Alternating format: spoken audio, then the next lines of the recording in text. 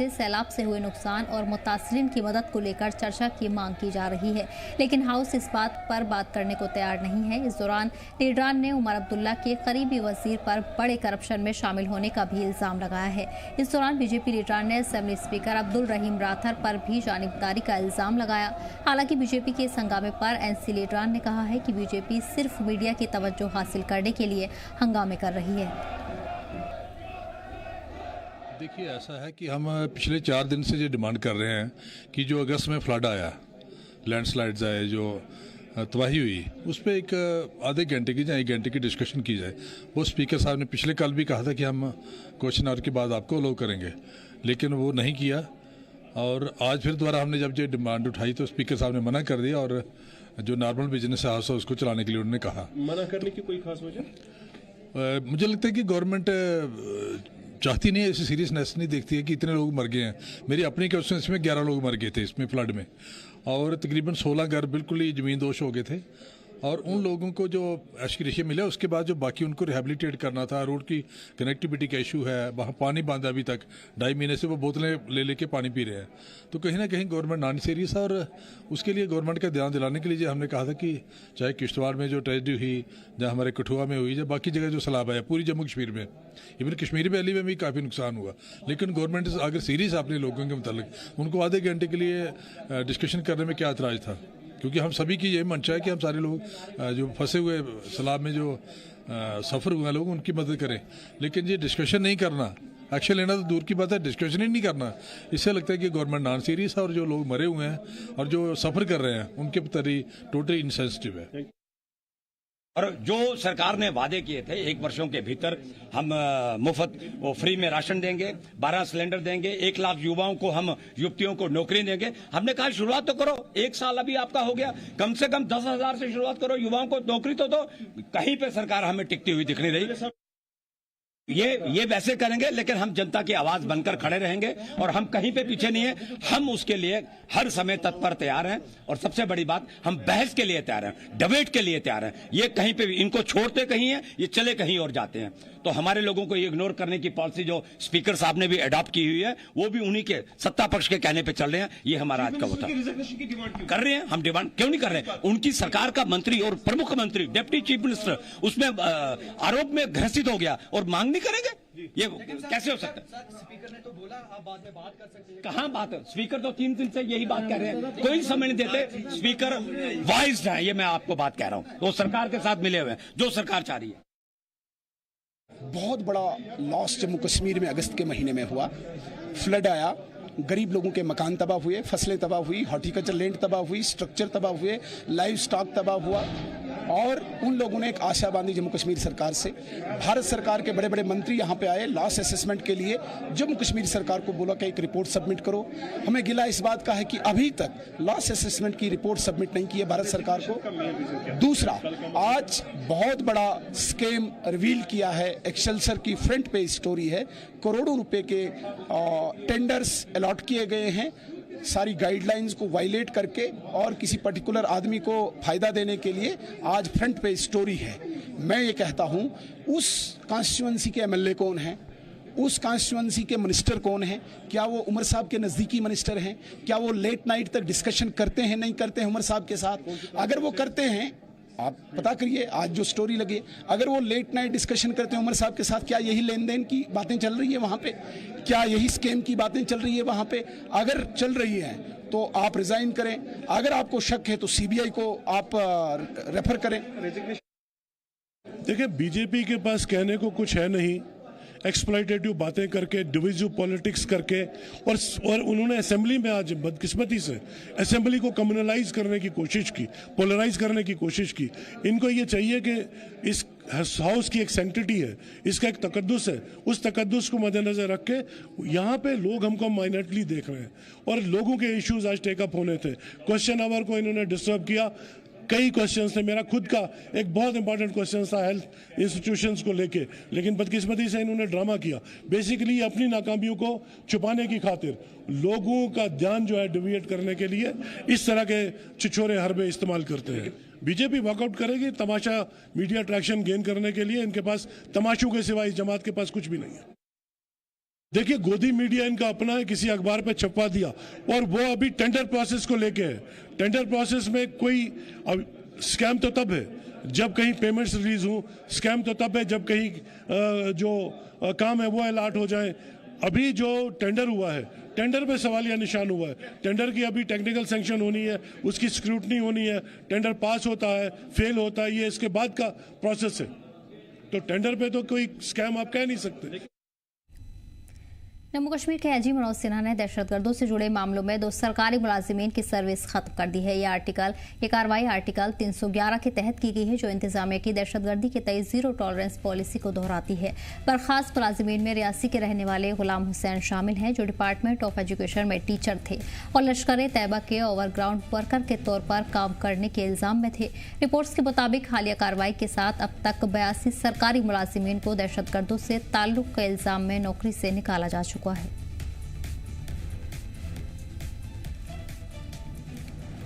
जम्मू कश्मीर में सरकारी मुलजिमों की बर्खास्तगी को लेकर सियासी हलकों में एक बार फिर बहस छिड़ गई है। पीडीपी सदर महबूब मुफ्ती ने सरकार पर संगीन इल्जाम लगाए हैं।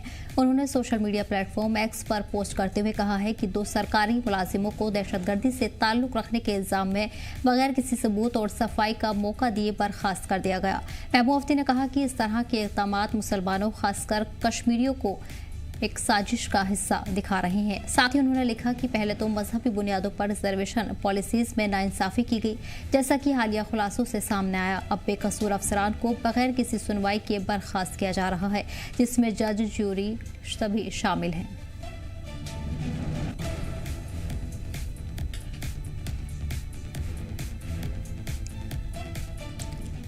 शोपिया के पाइन सदापुरा इलाके में शदीद आग लगने से एक काऊ शेड पूरी तरह जलकर राख हो गया। आग के पास रखी करीब 800 से ज्यादा मुर्गियां भी जलकर पड़ गईं। जानकारी के मुताबिक आग पुरअसरार हालत में भड़की और देखते ही देखते पूरे ढांचे के साथ पोल्ट्री सेक्शन को भी अपनी जद में ले लिया। मकामी लोगों ने फायर एंड इमरजेंसी सर्विसेज की मदद से रात भर मशक्कत कर आग पर काबू पाया और आसपास के घरों को बचाया। अच्छी बात यह रही कि इस हादसे में किसी जानी नुकसान की खबर नहीं है, लेकिन इमलाक को शदीद नुकसान हुआ है। वहीं डीडीसी मेंबर ने मौके पर पहुंचकर इंतजामिया से मुतासिर परिवार को फौरन राहत देने की मांग की है। मैंने सुबह ही सुना, जब तो यहाँ पे आई तो देखा कि सब कुछ ख़त्म हो चुका है। अब रब जाने इन्होंने लोन निकाला, क्या किया क्या नहीं किया। तो मेरी तो एडमिनिस्ट्रेशन से, डीसी साहब से यही रिक्वेस्ट है कि इनकी हेल्प की जाए, इनकी मदद की जाए। मेरी फंड से अगर मदद होती तो मैं तो सबसे पहले आगे थी। तो अब मैं एडमिनिस्ट्रेशन ही से करती हूँ कि वो ही कुछ हेल्प कर सकते हैं इनकी, और तो कोई हेल्प कर नहीं सकता है।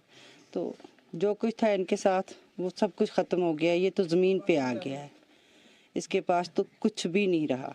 ये इसने सेटअप किया था अपने रोज़गार के लिए, तो वो रोज़गार ही ख़त्म हो गया है, पूरा रोज़गार ख़त्म हो गया है।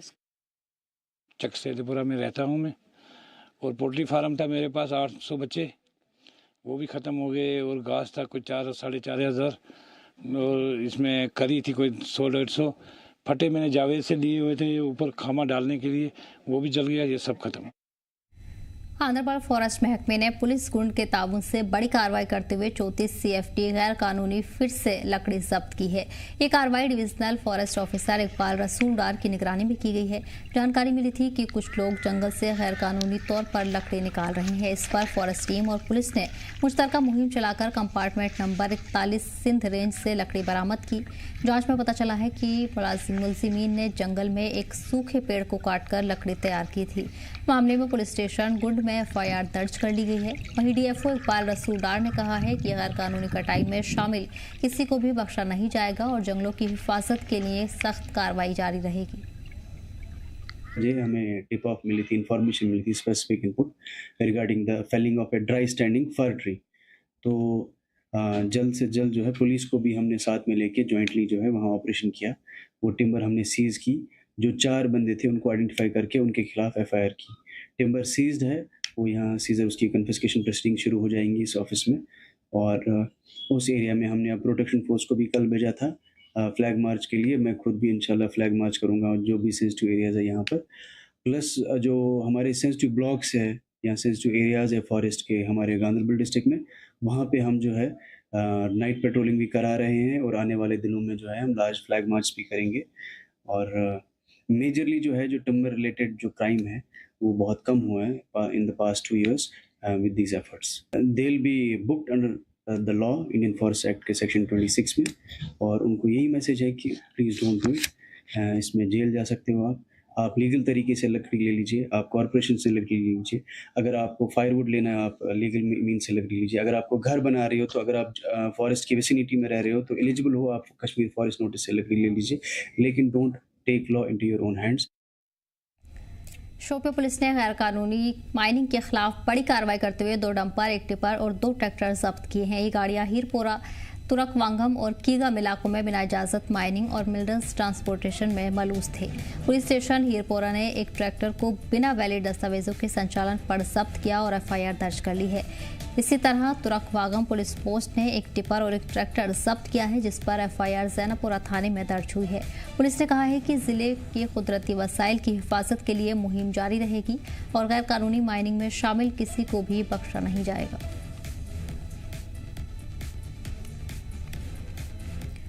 नशे के खिलाफ चलाई जा रही मुहिम के तहत लखनपुर पुलिस ने बड़ी कामयाबी हासिल की है। पुलिस ने 800 ग्राम से ज्यादा गांजा बरामद करते हुए एक शख्स को गिरफ्तार किया है। जानकारी के मुताबिक लखनपुर पुलिस की टीम को खुफिया इत्तला मिली थी। इत्तला के बेस पर पुलिस ने जगतपुर के पास नाका लगाया। जांच के दौरान एक मुश्तबह शख्स को रोका गया, जिसकी पहचान अखिलेश्वर बिंद के तौर पर हुई है, जो कि अभी फिलहाल जगतपुर में रह रहा है। पुलिस अफसरान ने बताया कि नशे के खिलाफ ये मुहिम आगे भी जारी रहेगी और ऐसे इलीगल कामों में शामिल लोगों के खिलाफ सख्त कार्रवाई होगी। अभियान के तहत लखनपुर पुलिस की टीम को बड़ी कामयाबी हासिल हुई है। पुलिस ने एक शख्स को 800 ग्राम से अधिक गांजे की खेप सहित यहां पर गिरफ्तार किया है।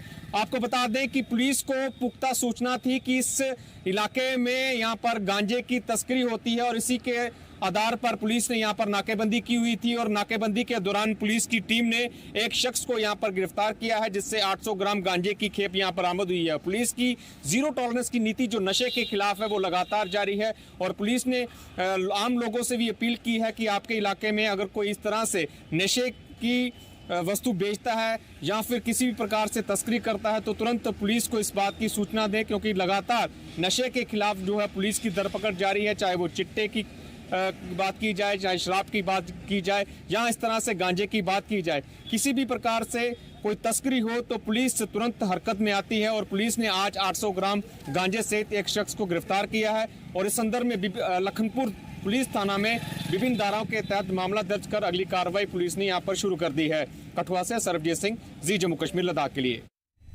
गांदरबल में फरार मुजरिमों के खिलाफ चलाए जा रहे खास मुहिम के तहत जम्मू कश्मीर पुलिस ने बड़ी कामयाबी हासिल की है। पुलिस ने लंबे वक्त से फरार चल रहे 2 मुजरिमों को गिरफ्तार किया है, जो पिछले 13 साल से फरार चल रहे थे। गिरफ्तार किए गए मुजरिमों की पहचान मुदस्सिर अहमद वार और मुश्ताक अहमद के तौर पर हुई है। इन दिनों मुजरिमों पर काफी दिनों से FIR दर्ज थी। SSP खलील अहमद कोसवाल के ऑर्डर के मुताबिक SHP SI गुलजार हुसैन ने ये कार्रवाई को अंजाम दिया है। स्पेशली J&K पुलिस का एक अभियान चला हुआ है कि जो अब्सकॉन्डर्स है उनको अरेस्ट करना है, जो 10 साल से 20 साल से कुछ तो 30 साल से गायब थे डिफरेंट केसेस में। तो इसी के चलते हमने विद इन आवर डिस्ट्रिक्ट जितने भी अब्सकॉन्डर्स थे, रोपोश रहते थे, उनको ट्रेस करके कोर्ट में पेश किया था। अभी तक 22 लोग पेश किए हैं। उसके अलावा अब हमारे पास जो डिस्ट्रिक्ट से बाहर और यूटी से बाहर थे, उसके चलते टीम कंस्टिट्यूट की थी और SHO सफापुरा मिस्टर गुलजार को अलॉन्ग विद हिज टीम हमने बेंगलोर भेजा था। तो बेंगलोर से जाके एक मुलजम मुदस्सिर अहमद वार, जो कि ये सोपुर का रहने वाला है, इसने 2013 में एक्सटॉर्शन की थी, चाकू मार के एक इंडिविजुअल को, शॉपकीपर को, और बाकी सामान लूटा था। उसके बाद ये गायब हो चुका था। अब वो हमने ट्रेस करके आफ्टर हेक्टिक एफर्ट्स तो इसको आज यहाँ गांदरबल लाया, जिसको हम कोर्ट में पेश करने जा रहे हैं। राजौरी के खेतों में मिला पाकिस्तान का गुब्बारा। इस बीच बड़ी खबर आपको बता रहे हैं, सिक्योरिटी फोर्सेस ने गुब्बारे को जब्त कर लिया है। PIA का गुब्बारा जब्त किया गया है। जांच शुरू कर दी गई है। राजौरी में सिक्योरिटी फोर्सेस अलर्ट मोड पर है। राजौरी जिले के लाम इलाके में खेत में पाकिस्तान इंटरनेशनल एयरलाइन का गुब्बारा बरामद हुआ है, जिसके बाद इलाके में सिक्योरिटी फोर्सेस पहुंची और गुब्बारे को अपने कब्जे में ले लिया है। इलाके में जाँच शुरू कर दी गई है। वहीं गुब्बारा मिलने से लोगों में भी खौफ का माहौल देखने को मिल रहा है। इस बीच बड़ी खबर आपको बता रहे हैं, जहां पाकिस्तानी गुब्बारा राजौरी से बरामद किया गया है। सुरक्षा बलों को मौके पर ही तैनात किया गया है। फिलहाल गुब्बारे को जब्त कर जांच शुरू कर दी है। राजौरी में सिक्योरिटी फोर्सेज अलर्ट मोड पर है। बड़ी तादाद में सुरक्षा बलों को तैनात किया गया है। मामले की जांच भी शुरू कर दी गई है। राजौरी जिले के लाम इलाके में खेत में पाकिस्तानी इंटरनेशनल एयरलाइंस का एक गुब्बारा बरामद हुआ है, जिसके बाद इलाके में सिक्योरिटी फोर्सेज पहुंची और गुब्बारे को जब्त कर लिया है। फिलहाल पूरे इलाके में जांच लगातार जारी है। साथ ही साथ सिक्योरिटी को भी सख्त किया गया। सरहदी जिला राजौरी के लाम इलाके में एक पाकिस्तानी गुब्बारा देखे जाने के बाद पूरे उस इलाके में हड़कंप मच गया। इस गुब्बारे के ऊपर पाकिस्तानी इंटरनेशनल एयरलाइंस लिखा हुआ था और जैसे ही ये बैलून वहाँ पे किसी कुलदीप कुमार शख्स के खेतों में देखा गया और उसके बाद नौशहरा पुलिस को कांटेक्ट किया गया। नौशहरा पुलिस वहां पे पहुंचती है और उस गुब्बारे को हिरासत में लेती है। गुब्बारे को देखने के बाद पूरे इलाके के अंदर बड़े पैमाने पर सर्च ऑपरेशन चलाया जाता है और इस चीज़ को जो है इंश्योर किया जाता है कि क्या उस पूरे इलाके में कोई संदिग्ध वस्तु तो इस गुब्बारे के थ्रू तो नहीं भेजी गई। इन तमाम तर चीज़ों को मद्देनजर रखते हुए पूरे इलाके में सर्च ऑपरेशन जो है वो चलाया गया और उसके बाद नौशहरा पुलिस स्टेशन के अंदर FIR भी दर्ज की गई है। इस तरह के कई गुब्बारे, कई ड्रोन जो है पाकिस्तान यहाँ पे भेजता है ताकि यहाँ पे वो कुछ बड़ा कर सके, लेकिन जब तक हमारे सुरक्षा बल, हमारी Indian army, Jammu Kashmir police है, तब तक पाकिस्तान अपने इन तमाम मंसूबों में कामयाब नहीं हो सकता। ये जो लाम एरिया है ये बिल्कुल पाकिस्तान के साथ में सटा हुआ गांव है और अक्सर पाकिस्तान इन इलाकों में इन्फिल्ट्रेशन करवाने की भी कोशिश में लगा रहता है। अपने साथी अक्षय डोगरा के साथ राजौरी से ZJKL के लिए मैं अंकित केसर। जम्मू के RTO हेडक्वार्टर में बदनवानी को खत्म करने के मकसद से विजिलेंस अवेयरनेस वीक का इनेकाद एंटी करप्शन ब्यूरो जम्मू की तरफ से किया गया है। प्रोग्राम में ट्रांसफर महकमे के अफसर और ट्रांसपोर्टर यूनियन के मेंबर भी शामिल हुए। इस मौके पर ओथ सेरेमनी भी हुई, जिसमें ट्रांसपोर्ट कमिश्नर विशेष पाल महाजन सभी को ईमानदारी बनाए रखने का हल्फ दिलाया। उन्होंने कहा कि समाज से करप्शन मिटाने के लिए हर शख्स को आगे आना होगा। ऐसे अवेयरनेस प्रोग्राम लोगों में बेदारी लाते हैं और बदनवाली से आज़ाद समाज की तामीर में मदद करते हैं। इस प्रोग्राम में SP ट्रैफिक, RTO और कई अफसर मौजूद रहे। इसमें सबसे पहले तो ट्रांसपोर्टर्स की जो एक करप्शन है, करप्शन की मुहिम जो है उसको रोकने की जो अवेयरनेस लाई जा रही है, ट्रांसपोर्टर्स को इसमें पूरा योगदान देना चाहिए और जहां तक हो सके कोशिश कि जब भी कोई ऐसा एक्शन लेता है कोई अफसर, उसके खिलाफ इमीडिएटली रिपोर्ट करना चाहिए और अपना योगदान जो है वो देना चाहिए, क्योंकि एंटी करप्शन का जो एक विजिलेंस का डिपार्टमेंट बना हुआ है वो करप्शन को रोकने के लिए बना हुआ है। और अगर अपना योगदान, अगर आम जनता अगर अपना योगदान देगी तो इस चीज़ को बढ़ावा मिलेगा और करप्शन को रोकने में एक बेहतर मुहिम चलाई जा सकती है।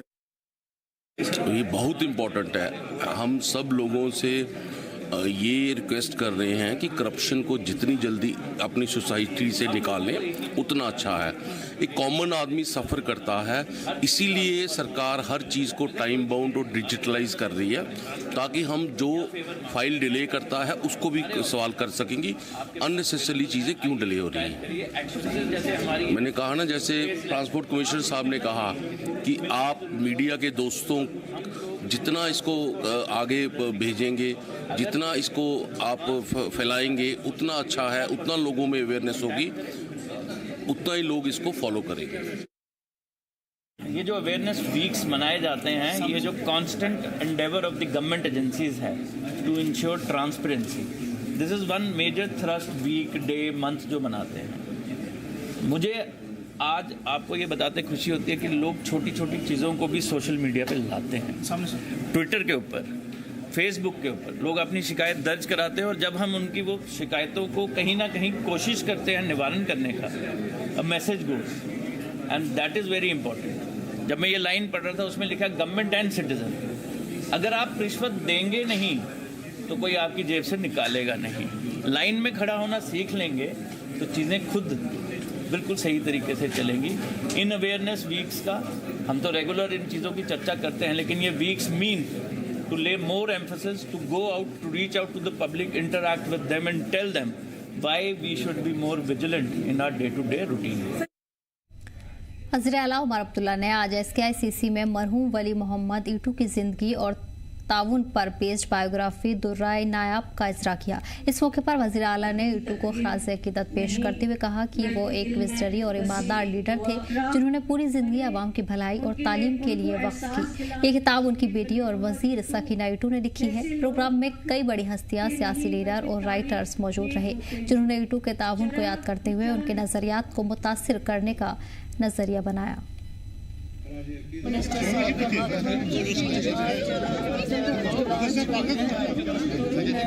ऐसी किताब है जो मरहूम शहीद वली मोहम्मद ईटू साहब के बारे में